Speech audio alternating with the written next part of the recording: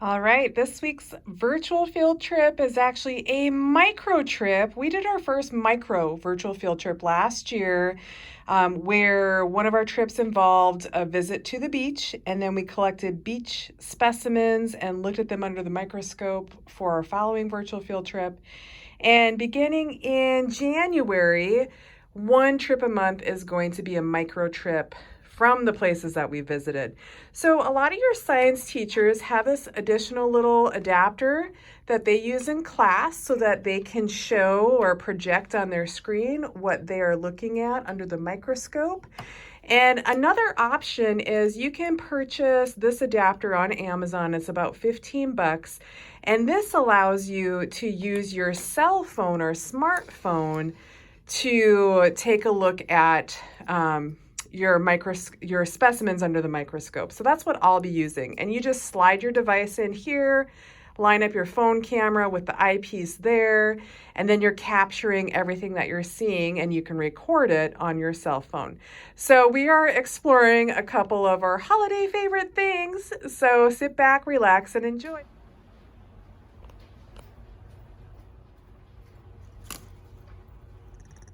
So our very first specimen that we snatched from Mrs. Wells' classroom was a chunk of a poinsettia. Ooh, how beautiful.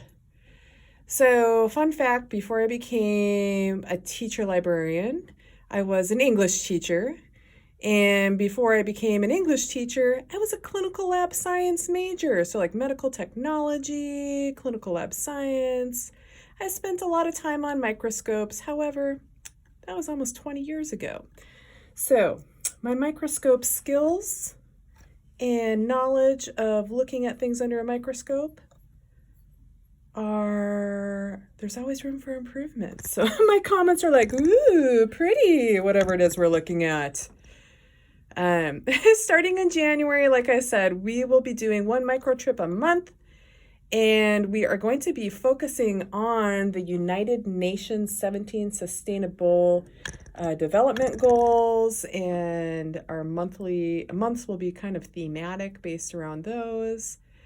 And I'll invite some of our science teachers to be our guest spokespeople when we are observing all of our objects under the scope, just so they can give us a little bit more insight. But look at that, that's a poinsettia, friends.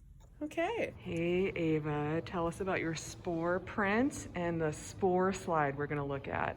Alrighty, so this guy is a fly amanita, and I found him in the student parking lot, and I brought him in, and we did a spore printing of him. That means you take the gills of the mushroom and you set it down on a piece of paper, and then you leave it overnight, and all the spores will drop down and leave that pretty cool thing.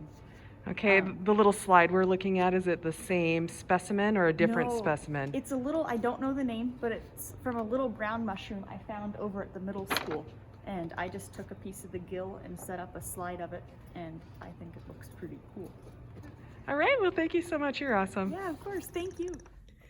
Here is that mushroom spore sample that Ava prepped for us. Ava is one of the absolutely coolest students I have met since I've been in Sayusla. Those mushroom spore prints are just gorgeous and fabulous, and I was so excited. I had never seen a mushroom spore print created before. I went home and made a ton of them in my art journal. And I love the connection between science and art. I follow an artist on Instagram who is creating artwork based on specimens under the microscope, and I think I might start following suit. So they're just finding interesting items from nature, magnifying them, and then creating mixed media artwork based on those magnifications. So yes, this is a mushroom spore. All right, students are making recycled book page snowflakes, one of the makerspace stations in the high school library, so we'll check that out next. We love recycling books and book pages and turning them into makerspace projects and artwork. And look at this letter E under the microscope. How cool is that? You can see all of the paper pulp Let's see if we can zoom in a little closer.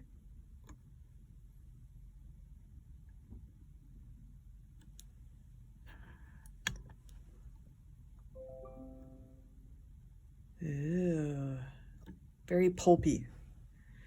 Pulpy and fascinating.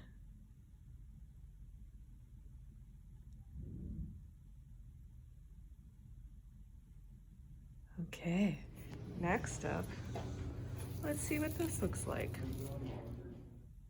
So this was that piece of garland, kind of metallic garland. It is, you know, an opaque piece of material on my slide. But yeah, there's some garland up close under the microscope.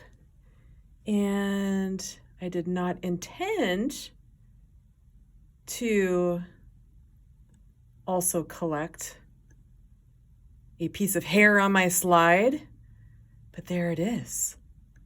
Not sure what kind of hair. I don't think it's human hair. I'm not entirely sure where it came from or what it is. Let's see if we can zoom in on that hair.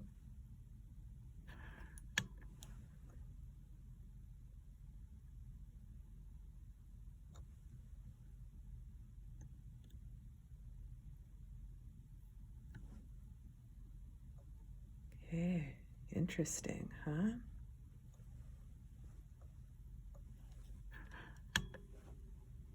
Yeah, there was a piece of hair and then something else weird and strange as well. I obviously didn't clean the slide very well. Did not prep my slide appropriately this time. But it's kind of fun to see what else you can catch on there. Next up, we're going to grab a piece of a Santa beard. Thank you so much. Yep. Happy holidays. You too. All right, here is that. The sample of Santa beard that I snatched off of Mr. Payne's face. So it's synthetic hair. We just looked at a piece of some kind of real hair. And here is what that synthetic hair looks like. Those little bubbles you're seeing are water bubbles underneath on my slide. But here is some synthetic. I don't even know what that hair is made out of. My guess would be some kind of acrylic plastic. Oh, let's see how close we can zoom in.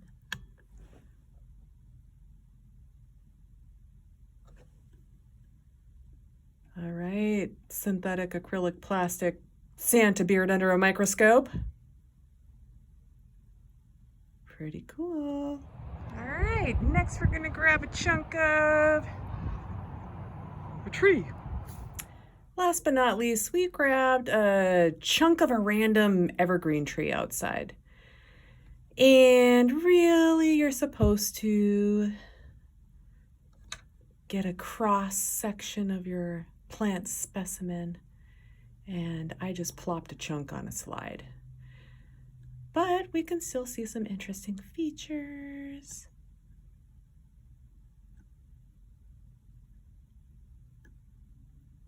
Cool. Let's try to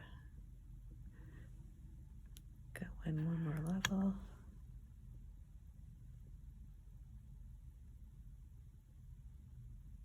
Okay. So it's December, evergreen chunk, piece of tree, very fitting. All right, so join us next month for another micro virtual field trip. And thanks for joining us. Bye.